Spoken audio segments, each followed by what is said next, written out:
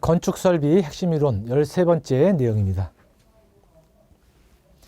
자, 환경계획 이제 원론이고요.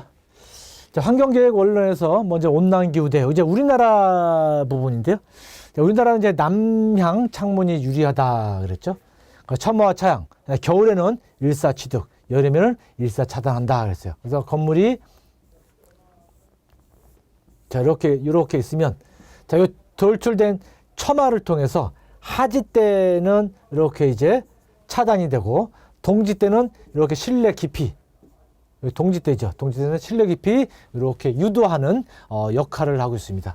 그래서 보통 이제 우리나라에서는 여기 동쪽과 서쪽, 여기 남쪽, 북쪽이죠. 그래서 하지 때는 여기서 떠서 이렇게 가기 때문에 일사량이 여기가 많이 받아요.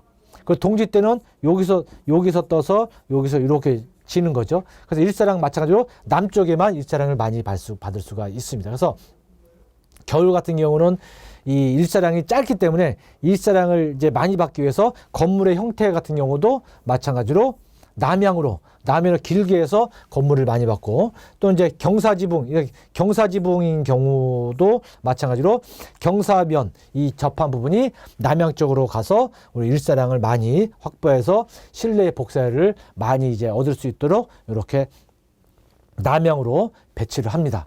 그래서 우리가 이제 이런 그 건물의 형태에서는 실내의 일사량을 이제 많이 이제 받기 위해서는 건물이 있으면 건물에 여기다가 수평 차양들을 설치를 해서 일부는 차단시키고 실내 이제 반사돼서 저 깊이 이제 이 채광을 유도할 수 있도록 이렇게 수평 차양 등을 설치를 해서 우리가 최근에 친환경 건축물로 많이 유도를 하고 있습니다.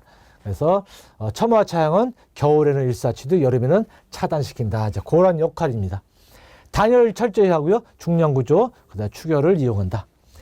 단열은 크게 내단열과 외단열인데, 이 단열을 보면 이제 여기가 외기, 여기가 내부죠. 그래서 단열 이 안쪽 내단열로 했을 경우는 강당이라든가 집회정 등에 이제 유리하고요. 자, 내부 결로가 발생하기가 쉽고요.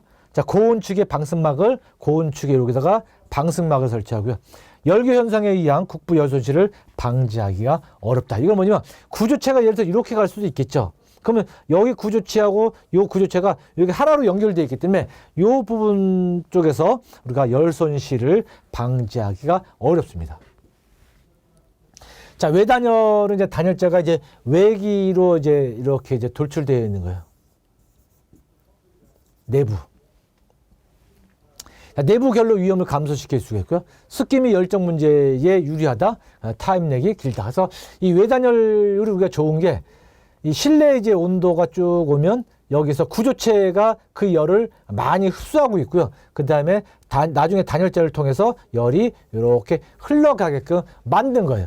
그래서 이 실내의 온도를 구조체가 실내 온도하고 가깝기 때문에 우리가 난방을 지속적으로 이제 했을 때 유리한 방식이 내단열보다는 외단열이 그래서 유리한 부분입니다. 그래서 이 벽체 자체가 이 외기 온도에 가까운 게 아니고 내부 온도에 가깝기 때문에 우리가 결로라든가 이런 것들도 방지를 이제 할 수가 있는 거죠. 그래서 습기, 열정 문제에 유리하다 그렇습니다. 자, 열기 현상, 열이 흘러가는 부분이죠. 그래서 단열재가 끊어진 부분에 주로 많이 이제 설치가 돼요. 그래서 벽, 바닥, 지붕 등 단열이 연속되지 않은 부분에 취약하다 그래서 열교, 냉교.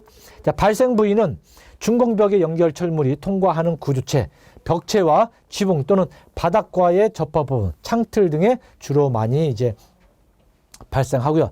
근래에는 눈이 부신 현상, 현이죠. 잘 보이지 않거나 불쾌감을 느끼는 현상이다 그랬습니다. 이제 6번째 차음을 보면은 투과 손실. 그래서 입사음 중에서 투과되지 않고 손실되는 음으로써 차음 성능을 나타낸다 그랬어요. 그래서 심로그 요 음의 세기 나누기 투과일도 하면 요 차음에 관한 투과 손실에 대한 값을 우리가 구할 수가 있습니다. 그래서 이 투과 손실 같은 경우는 우리 요 13자 환경계획에서 이 계산하는 문제로 요거는 이제 계산 문제로 그러니까 기존에 있는 문제하고 거의 똑같이 많이 출제가 되고 있어요. 그래서 요거는 여러분들이 암기를 이제 하시는 게 좋을 것 같고요.